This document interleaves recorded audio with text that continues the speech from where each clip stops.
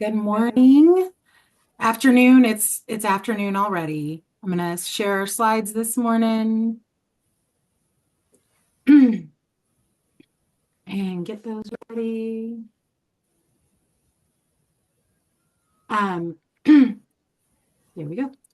I am Jessica Tran. I'm with Kids Win Missouri, and whoop, go back. There we go. We are going to be talking about child welfare today. We're going to be promoting child well-being while ensuring their safety. Basically, we're going to talk about safeguarding children while fostering their well-being in the state of Missouri. I have some wonderful speakers here with us today that I'm so excited for them to be able to talk to you guys about what we've got going on. We're also going to be recording this in case anyone needs additional time with the information or they missed it today. But with this particular piece, we have got Mary Chant from the Missouri Coalition for Children. We've got Jessica Seitz from Monaca, and we've got Renee Brinkman from Children's Division. And I'm going to be talking a little bit about Child Advocacy Day today while we go through and do this. So I'm really excited for them to chat with you and let you know a little bit about what's going on. All right. So first of all, we want to make sure we thank our sponsors. We've got Children's Trust Fund, the Missouri After School Network, FACT, and St. Louis County Children's Services Fund. These are our Champion of Children sponsors. They're basically our presenting sponsors, and we are so grateful for all that they do for the children for the state of Missouri and for Child Advocacy Day. And then we have our gold and silver sponsors. That is our gold level. They are the community partnership out of Springfield, Lakeshore, Child Care Aware, the Reach Healthcare Foundation, and the Children's Defense Fund. And our silver level sponsors, the Deaconess Foundation, Empower Missouri, MOACI, MOPADA, the Missouri Parents as Teachers. MOACI is the Missouri Association for the Education of Young Children, for those that don't know, and then the Missouri Budget Project. So lots of great sponsors this year, everyone coming and rallying around children. It makes my heart full. All right, so I am going to turn it over to Mary with the Missouri Coalition for Children. And Mary, just let me know if you need me to switch slides. Yeah, I think now would be a good time to switch slides. Thank you. All right. Hi, first of all, thanks for joining this today. I know that it used to be, it seemed maybe some slower times during the year, and that just never seems to be the case this morning. So thank you to everybody who's joining today. As Jessica said, I'm with the Missouri Coalition for Children. We're a statewide organization of child and family serving organizations who work with children and families who are struggling with a variety of issues. So our members do everything from early childhood education to mostly in communities experiencing high density poverty, all the way to serving children who are experiencing high acuity mental health crisis in inpatient psychiatric settings. So that's what our membership constitutes, and a lot in the middle of that. So many of our members also work with families who are at risk of being identified or are engaged in the child welfare system. So one of the things that we started doing in earnest a few years ago is really looking into what can we do to support children and families staying safely together and really reconsider the community response to that. So this is predicated on a few different values: that every child deserves to live safely in a home in their community, that too many Missouri children enter the child welfare system and leave families for reasons unrelated to abuse or neglect, but due to misdirected responses to hardship, and also that poverty should not be a reason to separate families, and that all children and families have strengths. So our work kind of began with these four beliefs. Next slide, please. So when we look at, could you go back one? Thank you. So when we look at what prevention is in child welfare and continuum, there are a lot of things that are happening that we can do within the state of Missouri that we are working towards taking care of. So when we look at the response that we have both prior to a child coming into child welfare as well as when they are in, but we have right now, we have multiple and duplicative systems. that authorize resources and treatment for children, and for children especially. And also we have many resources in place for a child once they're in foster care that are not necessarily available to the child prior to coming into care. And if we were able to pour in resources into that family, instead of pull the child out to that family, we might be able to help. We would be able to help more families stay safely together. And then also connected to that is there's really a lack of alignment between the funding and the needs that we have identified. So one of the reasons we have resources so heavily on the side after somebody's in foster care is because that's how a lot of the federal funding is tied. That's how a lot of the other funding sources are tied. So some of our work is really around how can we redirect those resources to support families earlier in the process. And then the other thing, we have youth who are coming into care, coming into foster care for reasons not connected to abuse or neglect, but really connected to high acuity behavioral health and mental health needs, which are presenting themselves in ways of being violent towards people and property in a way that families cannot manage and support, and even many of our resources within Missouri cannot support. And then also we have transition age youth. So we have youth who are homeless and at risk, or actually exiting foster care, who are really at risk to have their children. Many children who exit foster care are new parents, and many older youth who are living in homelessness, and so I'm talking like 16 to 24, have children. And so those transition age youth are really key in us working to really prevent that second generation from entering care. So there's work that we're doing around that, and more policy work that we can do, and resourcing. And then, as I mentioned earlier, there are obstacles to accessing behavioral health: funding, hours of operation, transportation, childcare, cultural competency. The list kind of goes on. So those are areas that we are working in policy and resourcing, both at a state level, as well as helping the state identify other ways to use federal funding to really change the response. Now, I will say this 100 times because I don't want to be misunderstood. There are situations in which children cannot stay safely in their homes. We're not trying to promote a child not being safe in their home. What we are saying is that there are situations, and really more than anecdotal, but really significant number of situations in which if we were to pour resources into the family or better support the family, they would not need to separate that family or enter care. Next slide, please. So part of this effort is under our Connected Communities, Thriving Families. And just really quickly, we are rebooting actually the statewide champions group to make it a smaller group and really a group that's better able to pull some of the levers that need to be changed policy or influenced policy wise, resourcing wise, et cetera. And that statewide champions group was not set up so much to inform, but to respond. So to really respond to those things that we are seeing from communities, that we're seeing from families, that we're seeing from stakeholders, and really help us turn those. And that would be policy, statute, resourcing, et cetera. And then the other part of the Connected Communities is parent ambassadors, those parents with lived expertise. And we have them both at a statewide level, and we're also building those out into communities. So again, they can inform based on what their experience was, what could have been helpful, how they would recommend, recommend supporting parents for reunification when it is possible, all of these things, or even terminating parental rights when that is in the best interest. But what are ways we can do that in a way that supports children and families and communities? And then the Youth Congress shares a couple similarities with the State Youth Advisory Board, but those are our youth with lived expertise. So again, we have them at a statewide level, and again in communities, informing how we can better support children and families, both instead of removal, but also even if there is separation, how can we support sibling connections? How can we support normalcy? How can we support that the youth's rights are represented? And then our communities just shows you where they are in really small print.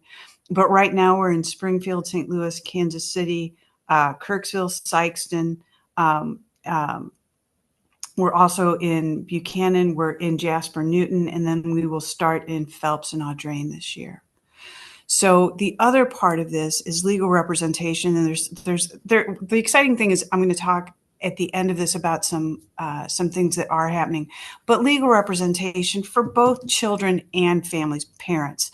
You know, I could sit in the same room with you, have a thing of kerosene, a rag, and a match, light it on fire in front of all of you, and if I didn't have the resources, I would still be guaranteed representation, legal representation by a public defender.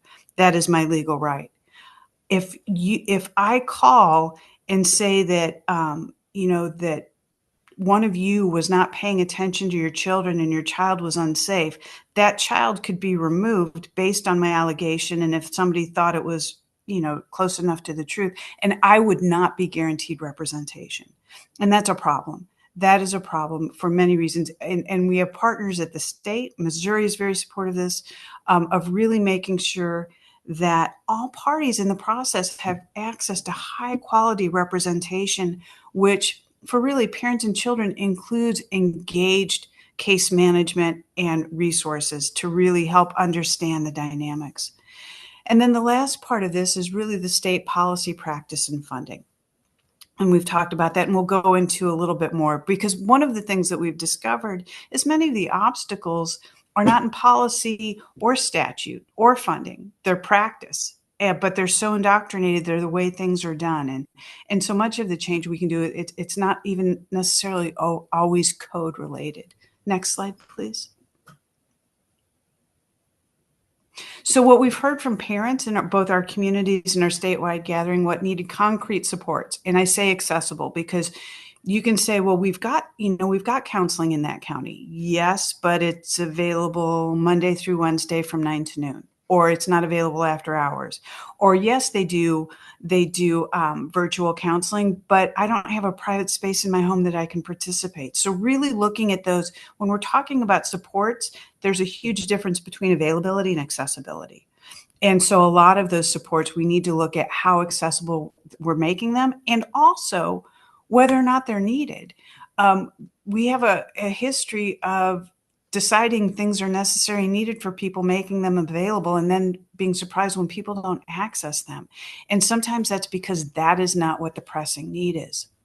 Childcare, I know that's a big surprise to this group. Also, parent peer support, and that's really a continuum. Parent peer support is anything from having parents who have lived experience in losing their children or being engaged in the child welfare system in an informal, supportive, place-based coaching relationship, all the way to having peer parent mentors assigned during family treatment court. So when somebody's in the process, but again, pairing them up with people who have made it through the other part of the system, who can help them walk through those things, who can help them work through those things. If you can only imagine, no matter what your situation, how absolutely terrifying it is and immobilizing. And I don't know if any of you have ever been so afraid that your ability to think is you can't next step, you can't problem solve. Think about if somebody came and took your child.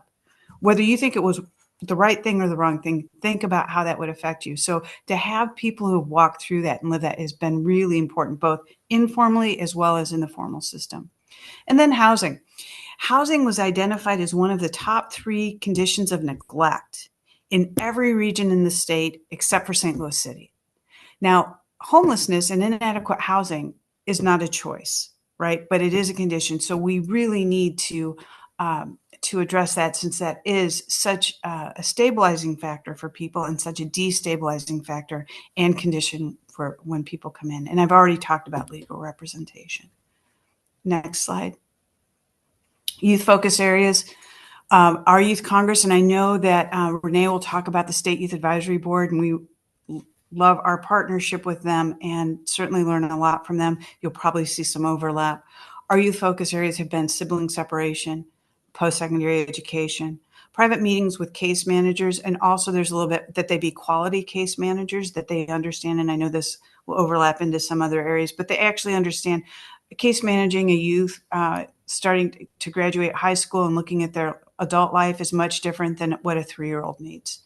And, if you've parented a college age child, I feel like I need to hire an attorney almost to help navigate all of the things that you need to navigate. with that. And so we can imagine how overwhelming it is when you're 16, 17 years old. And then quality representation, and we'll have some for in communication with their GAL. So that's what they brought. We've got some other things that are moving forward statute wise, but those were the youth focus areas. Thank you. And then the community identity again. So some of these you'll see duplication. That's because you will see them showing up in different areas, but wanted to bring that forward. Legal representation, place-based supports and resources, peer support, and then the child support collection. And there's a lot of progress under this. We need a lot of work to do under the vouchers, but the child support collection and the survivors benefits. Next slide. Is that it? Okay. So that is my part. That is the work. And we will talk at the end about active policy and legislation that's happening right now. But though that's some of the work. I don't know. Do you want to wait until the end for questions, Jessica Tran? We can definitely take some questions now if anyone has them while they're still top of mind. Feel free to come off mute and see if there's anything that Mary can help clarify for you. We'll give it just another moment. Okay. You can also enter those in the chat and we'll be monitoring that and can come back to it later if you decide that there's something you wanted to cover. All right, Mary, are we moving over to Jessica Seitz now? Yes, ma'am. All right. Thank you so much, Mary. You are always a wealth of knowledge. Hey, everyone. Mary just asked me to join her and kind of co-present the first part of this. My name is Jessica Seitz, and I'm the executive director of the Missouri Network Against Child Abuse. There, I think later on a slide is some more information about our organization. We are a statewide network of, well, we have do a lot of things, a lot of things, but at our core, we're the statewide Association of Child Advocacy Centers. Here in Missouri, child advocacy centers are organizations that serve children when there's been an open case of suspected child abuse, primarily sexual abuse, but also physical abuse tend to be the two largest. Those are the caseloads of my centers. We have 15 throughout the state, and yeah, and Monaca is their state association. We obviously do in that role a lot of public policy and advocacy work on issues of child abuse, both improving the response in our state to child abuse, but also working upstream on the prevention of child abuse. And so our programming really runs the spectrum from primary prevention all the way to responding. And so then we do a lot of community outreach and education programming, et cetera. So that's just kind of where where Monaca is in this space. And we've worked with Mary's organization as well as Kids Win for a long time. And I recognize some of the names on that are joining me here. I recognize some of you as well. So hi. I won't go through and read slides off to you, but we work, what our members and the legislation that we work on, it tends to be when abuse has occurred or is suspected to occurred. And so, I wanted to show how Missouri defines. Can we go to the next slide? Abuse and neglect. There are a lot of different definitions within Missouri law. And I want to say that on the where when Mary touched on, she was touching about policies and systems that are child welfare, which is in our social services. But when we're on the investigation of child abuse side, there's another system that gets into place, which is we have the child welfare system, which is when Children's Division is investigating to ensure that a child is safe in their home. There's also a criminal justice component of investigating child abuse, which is when law enforcement and potentially prosecution when criminal charges would come into effect. So we work. So in our advocacy work, we play in 210, which is the child protection statute or chapter of our law, but we also do a lot on the criminal justice side of things. So let's see. So these are the different ways, the different forms of abuse and neglect that Missouri highlights in our law. There, I want to point out, so there's physical, I think there's slides specific to that, but there's the next, actually, let's just move to the next slide because I think they actually broken down. Okay. So this is the highest level, the way that we like that our law defines physical, sexual, and emotional abuse. But there are obviously more, they get a little bit more nuanced in these definitions. Sexual abuse, one thing that folks don't always think about is that sexual abuse, a large number of cases of sexual abuse are actually peer on peer or minor on minor. And so that's what we call youth with problematic sexual behavior. That's in that middle column. And same with technology facilitated abuse, which is a very, very hot and growing topic right now. So those are other, forms of abuse that outside of just the typical way that you're thinking of physical, sexual, and emotional. Let's keep going. Next slide. And then I'm not going to, Mary Ard did a great job talking about poverty not being neglect, but this is how our law does define some forms of neglect. And let's go to the next slide too. Again, these slides are going to be sent out after, so I think it'd be better if so this slide right here is like, let's see. So this slide right here is kind of shows the prevalence here in Missouri. So this is in Missouri. These are substantiated cases of abuse. That means that there's been a case of investigation by Missouri Children's Division where they have made a finding of by preponderance of the evidence that abuse has occurred. Just kind of to give you some statistics overall, nationally, about 600,000 children are abused in the United States each year. In Missouri, let's see, our child advocacy centers that I mentioned earlier, we serve about almost 10,000 kids a year, with about 60 to 70%, it varies by center, of those are sexual abuse. So just to kind of, there's prevalent statistics all over the place, but this right now is just to show you, these are substantiated cases in Missouri, the most recent statistics we have. As Mary touched on earlier, you can see about little more than half are neglect. So just to kind of, next slide. Can't remember what else. Something that we work on at my agency is that, is the importance of mandated reporting of child abuse. This is for adults, and it's very clear in the law who is a mandated reporter. So it's a lot of individuals who have very common contact with children in their professional life. So in the education field, childcare, medical. So many of you, people you work with or represent, are mandated reporters.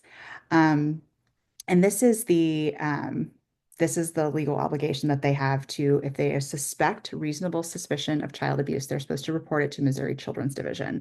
Missouri Children's Division then moves forward with determining whether an investigation shall be opened, and then that's when there's a whole slip, or whether an assessment or if a family needed some services. So that's mandated reporting. Next slide. Yeah, so these are the folks that are responsible for reporting when they suspect a child is not safe, that they can try to work with the families to ensure safety or get them supports they need to prevent children from being harmed. So these are mandated reporters. If you are a mandated reporter, we want to plug our program. Ourprotectmokids.com is a very robust, it takes about 2 hours to get through, training for Missouri mandated reporters that runs the entire, it defines child abuse. It talks a lot more about how to recognize, how to respond, how you as a reporter can expect the system to then act, what happens, everything. It's been approved by the Missouri Association of Social Workers for MOPD, from DESI, and for POST for law enforcement officials, and for continuing education. We really encourage this training has been taken by over 100,000 folks. It was taken by 20,000, I think, just last year. So I really encourage. This is a great resource.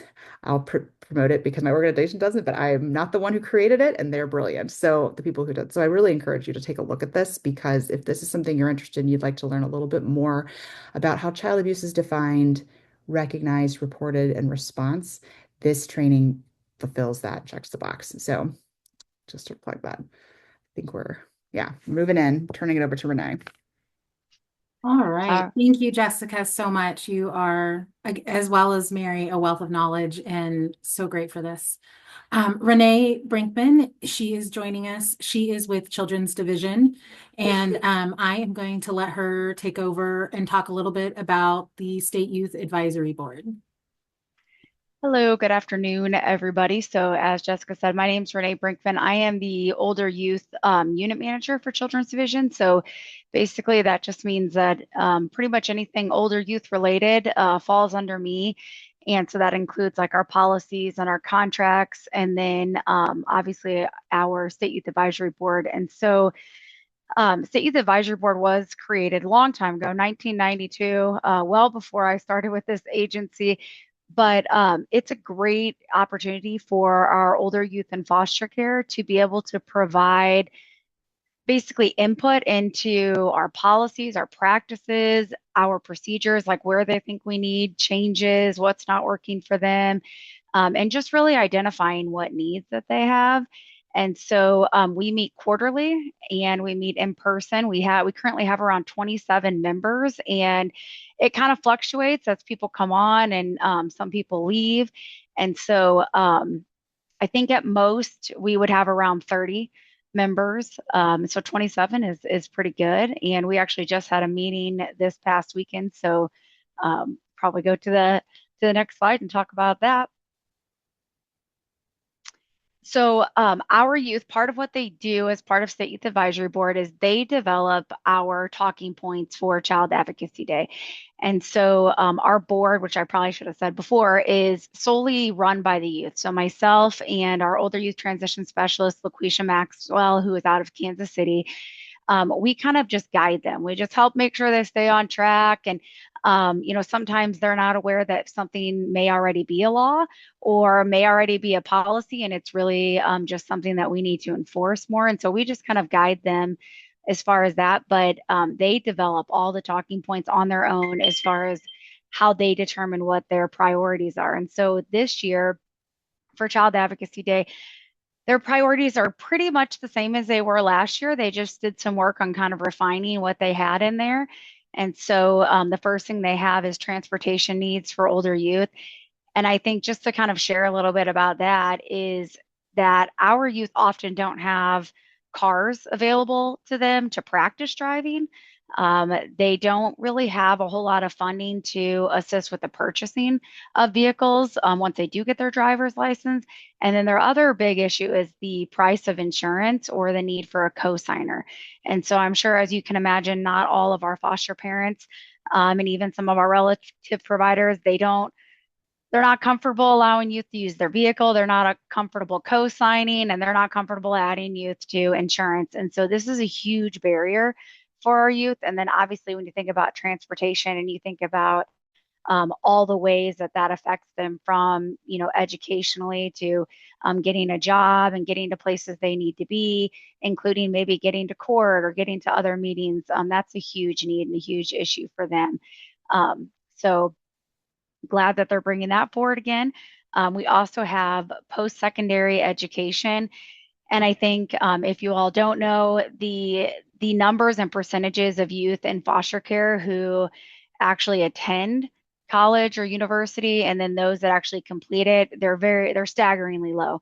And I think some of that comes from the fact that our youth are afraid of the loans and things like that they're going to have to take out. They often don't have support of people to explain loans to them or to explain options to them. Sometimes they don't have people necessarily helping them with scholarship opportunities.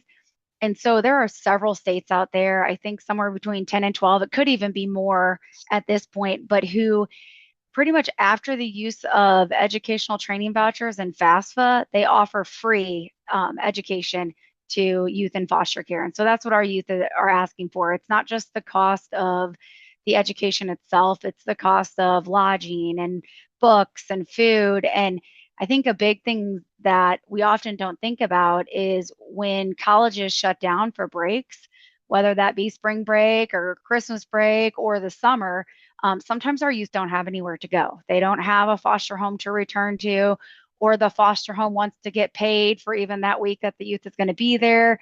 And so what they're asking for is just funding that would help allow them to either stay on campus or have subsequent housing during those breaks. And so I think that's a big ask for them. And then lastly, this one really overlaps with one of the things that Mary was saying earlier, is that our youth have termed this youth-centered care, which I love. And basically what that means is, our caseworkers mostly have a wider range of ages. So they could have anywhere from a brand new, baby born yesterday to a 20-year-old youth. And they may only have one older youth on their caseload, or they may have several. But what happens is they're often not fully aware of all the resources. They're not fully aware or understanding of all the policies, because there's so much to know and so much to keep in your brain when you have to be responsible for all ages and to know everything encompassed in the needs of all of those ages. And so really what they're asking for is caseworkers that specifically work with older youth. And so that way they know the needs of older youth, they know the resources, they know the policies. And also they want capped caseloads. And I think the reason for that is that within children's division, we have no capped caseloads. So there have been times we've had caseworkers, upwards of 40 and 50 children on their caseload. And then sometimes, they might have what we would consider a more reasonable caseload of, say, around 15 to 20. But what's happening is when caseload sizes are so high, the older youth feel like they don't have adequate time with the caseworker to talk about their needs and to get the help that they need. So they're looking at capped caseloads and really caseworkers that specialize in working with older youth, which 100% I'm behind them on that, because I think that would really help our older youth be more prepared when they leave care. And so I don't know, Jessica, was that the only two, or was there any more? That was it. Thank you so much. Okay. So for those who don't know me very well, I'm a former foster mom and I've adopted my kiddos. And this type of group is the kind of group that just makes my heart really happy. Renee and LaQuisha invited me last weekend to attend. And I just was completely blown away by these kids. So, definitely want to try and support them and the efforts they're making. And if you want more information about SYAB, please reach out and we'll get you guys connected. All right. Mary, you are covering the legislative, is that correct? I am. All Thank you. right. And So, there are if you Google child welfare, like if you do a search in House or Senate, there are a ton of bills still, but there are many fewer that are still moving with any sort of zest. So one of the unwritten rules, and I in the legislative process, is that if a bill's not out of its initiated chamber by spring break, its chances of passage are a lot lower. So if it's a House bill and it hasn't made it to the Senate by spring break, or if it's a Senate bill and it hasn't made it to the House, the chances are not as strong. Doesn't mean it can't happen, because there are lots of ways that legislation can get passed in Missouri. But I do want to start with what over time became kind of an omnibus bill, and that is the Senate substitute for House Bill 737. Now, House Bill 737 started with sort of its main focus being that the money legislative spring break. That's a great question.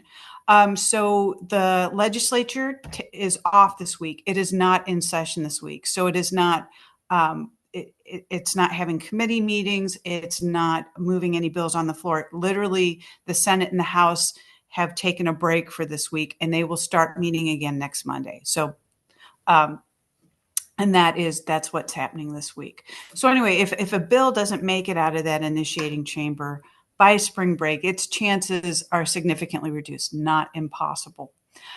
So again, what happened with House Bill 737, it started with its primary focus being about money following the child. Now, what that means is that as things stand right now, the state of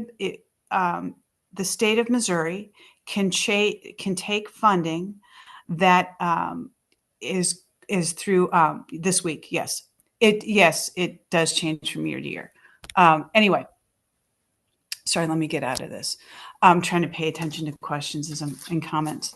Anyway, so if a child is in foster care and one of their parents dies or is disabled, and they would be eligible for a Social Security either disability or death benefit, and there's some other, the railroad benefits, several others. As it goes right now, if that child is in foster care, the state of Missouri takes that funding to offset the cost of their care. And then no matter how much it is, and then at the age of 16, if the child were to leave at 16 or over, they would get $999.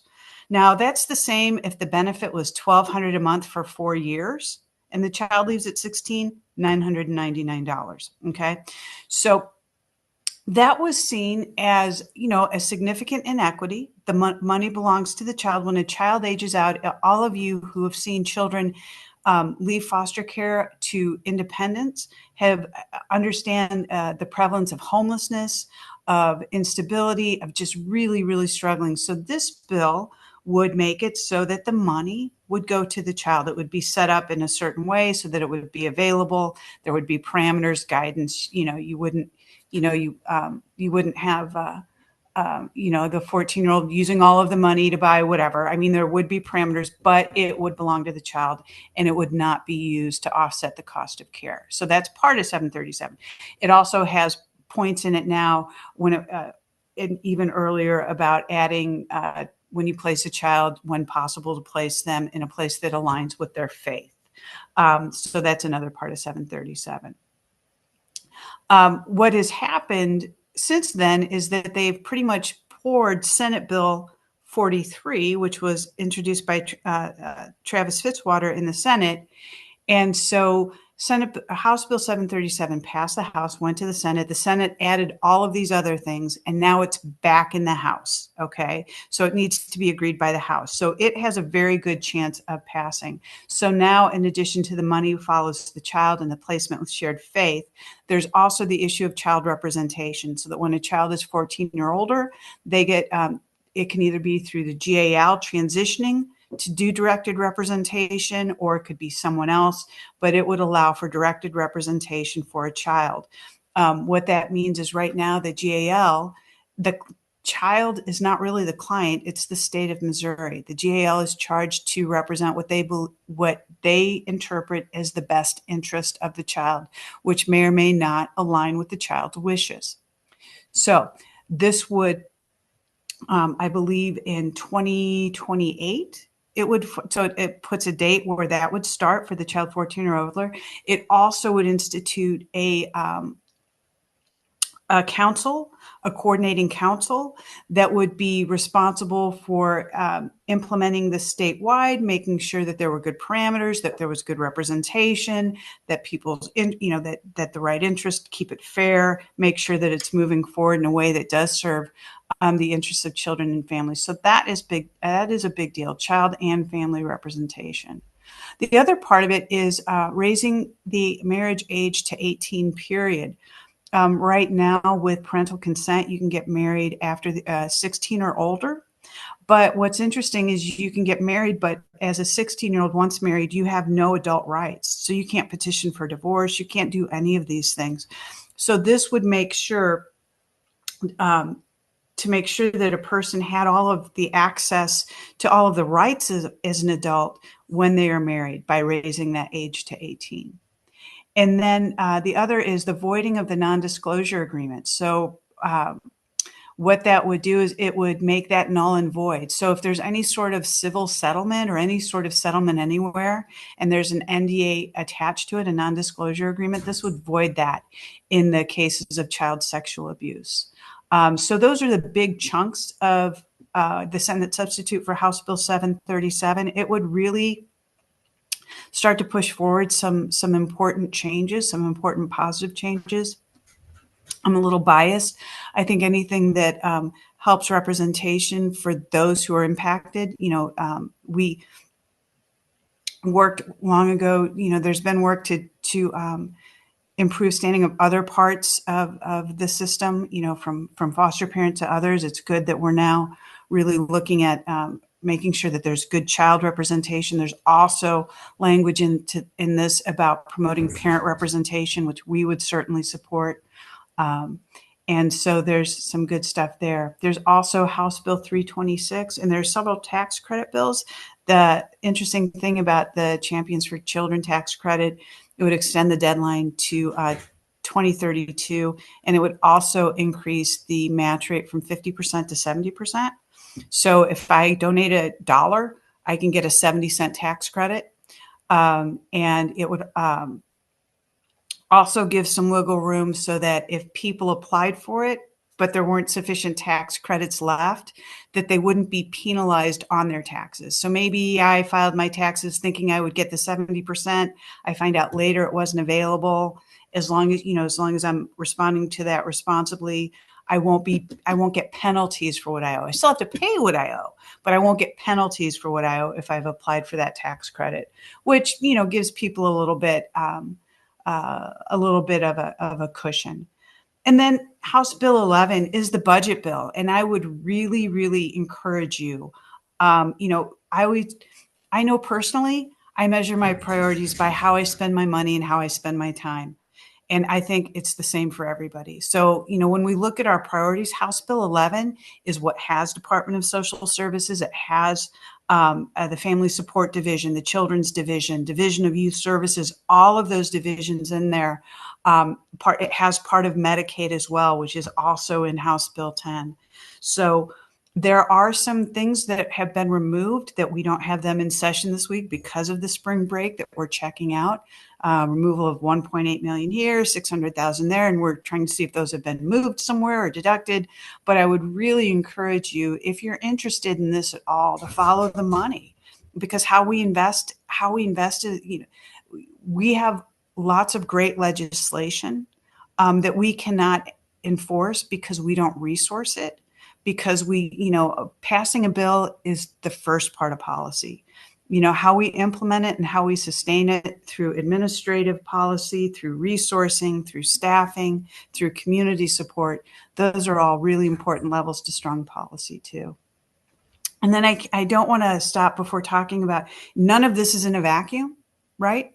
And we just had a continuing resolution in the budget cut a considerable amount from Medicaid, from social services block grant, adjusting how housing can be spent. And if we think that just to give you an idea, social services block grant, about $52 million that supports everything from child abuse prevention to also older youth, but about 74% of that 51 million in Missouri goes towards child welfare. 29 million of that is SSBG. So you've got 29 million in SSBG, you've got 21 million in TANF, and about 74% of that total goes towards child welfare. Federally, SSBG just took a cut. And they're also looking, as I said, making cuts in Medicaid and housing and more. So when you look at what, are the underpinnings of some of those social supports for our children and families, you have to consider housing, and you have to consider nutrition, and you have to consider Medicaid and all of these other things. So as we're paying attention to state policy, and if you hear a dog, that is my dog, and I'm ignoring my dog, as I hope all of you are as well. But anyway, so we can't look at what's happening at a statewide level without looking at the federal money. When you look at what the federal funding represents as a part of Missouri's budget, it's substantial. It's the majority. So, and all of those things that we fund, even with Part GR dollars, are usually part of a formula. It's part of a braided funding. So I encourage you to really follow the federal funding, because it will impact significantly what we are able to do in child welfare, in early childhood education, in secondary education, post-secondary education, housing, everything. So that's my close.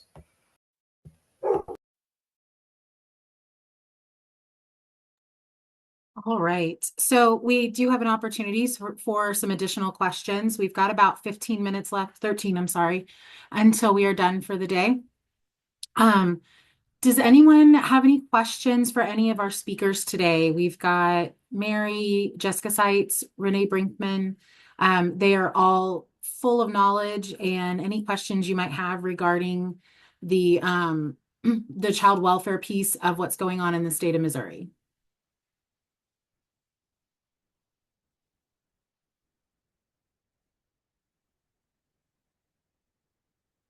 No?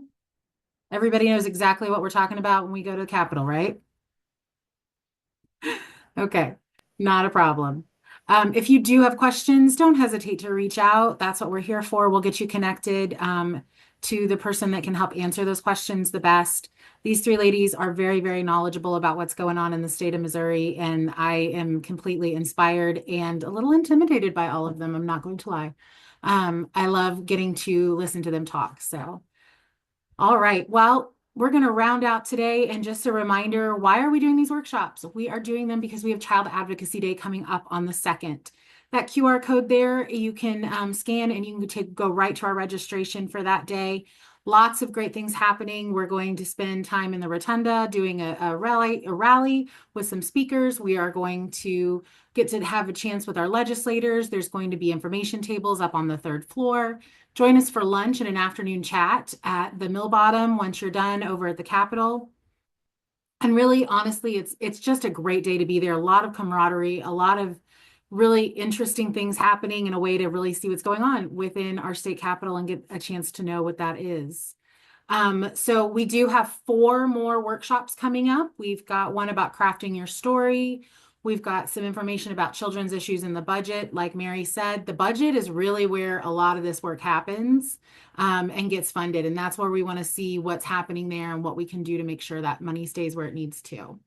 We're also going to be looking at the child care landscape here in the state of Missouri, as well as health and mental health from the relation of a children's perspective. So really excited for those. We have finished 2 of our 6. I'm very excited.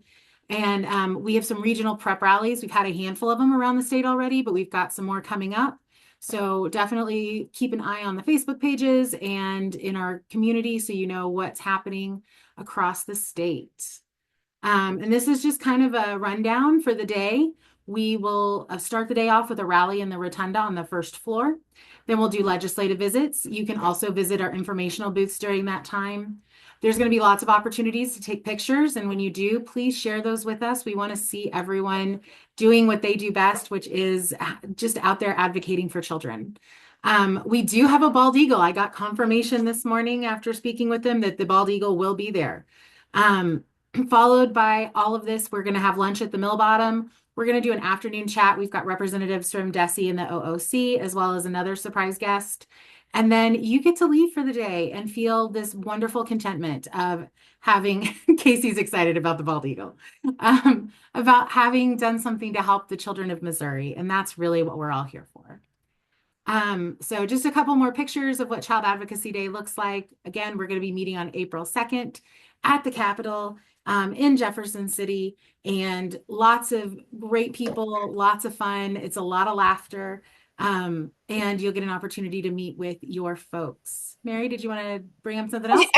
I just wanted to ask 2 questions, and that is, how many people on the Zoom have ever been to a Child Advocacy Day? That's an awesome question, Mary. Yep. I don't know if you can see because I've got my... Got a lot of people off camera. If you want to put in the chat, if you have been, yeah, if you put before. Yeah, and then how many who plan on coming this time? Great, Erin. Lots of attendance for this year.